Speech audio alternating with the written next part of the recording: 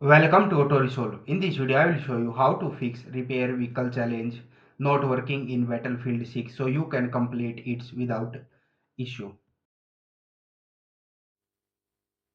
Fix 1. Complete challenge in a suitable vehicle. Step 1.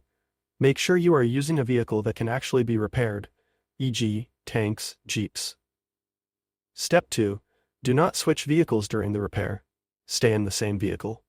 Step 3. Repair it fully multiple times to see if progress updates. Fix 2. Stay in multiplayer matches. Step 1. Join a full multiplayer match. Step 2. Avoid leaving or disconnecting mid-match, as challenge progress may not save otherwise. Step 3. Complete repairs during the match. Fix 3. Restart the game, clear cache. Step 1. Close Battlefield 6 completely. Step 2. Restart the EA app Origin. Step 3. Launch the game again and try the challenge. Fix 4. Check challenge progress in the right mode. Step 1.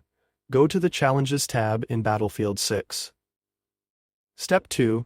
Make sure the challenge is listed for the current season or mode you are playing. Step 3. Some challenges only count in specific game modes, e.g., Conquest or Breakthrough.